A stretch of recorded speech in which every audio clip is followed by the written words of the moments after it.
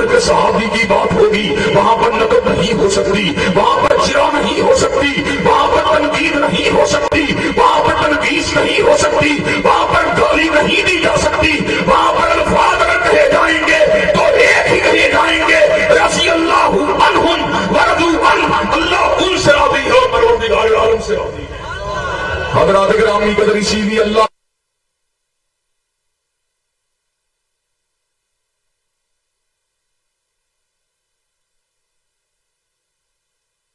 پہاڑوں جیسا بلند ہے اور بغیر عالم سے جیسا گہرا ہے کہ ہم جہاں پر حضرت رسول اللہ کی احانت کو گوارا نہیں کر سکتے اور ہم نے 295 سی کے قانون کو بجان بنوایا، حضرت رسول اللہ کی حرمت کے تحفظ کے لیے بنوایا، وہیں پر ہم حضرات صحابہ کرام اور اہل البیت کی توہین کو بھی گوارا نہیں کر سکتے۔ جہاں پر علی المرتضیٰ کی بات ہوگی، جہاں پر حسنین کریمین کی بات ہوگی، وہاں پر کوئی لبکشائی کرنے والے کی لبکشائی کو گوارا نہیں کیا جا سکتا۔ اسی طرح ہمارا عقیدہ یہ بھی ہے حضرت صدیق کی توہین کو گوارا نہیں کیا جا سکتا، حضرت فاروق کی توہین کو گوارا نہیں کیا جا سکتا، حضرت ذوالنورین کی توہین کو گوارا نہیں کیا جا سکتا، حضرت علی المرتضیٰ کی توہین کو گوارا نہیں کیا جا سکتا، اور معاویہ بن ابی سفیان کی توہین کو گوارا۔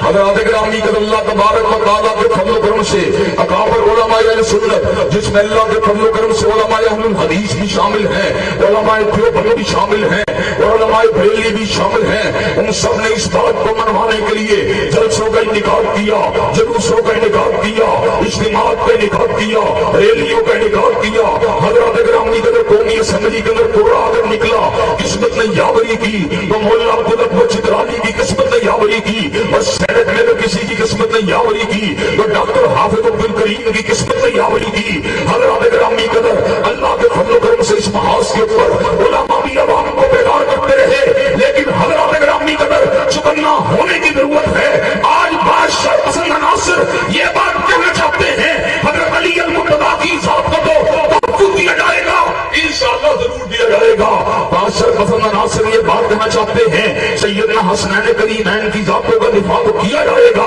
انشاءاللہ کیا جائے گا، لیکن شرپسندی یہ کرنا چاہتے ہیں کہ یہ بات کرتے ہیں صدیق و فاروق اور عثمان اور معاویہ کے دفاع کے لیے قانون کو نہیں بننے دیں گے۔ حضرات گرامی قدر یہ ملک کسی کے باپ کا ملک نہیں ہے، یہ ملک کسی کے دادا کا ملک نہیں ہے، یہ ملک صدیق کے غلاموں کا ملک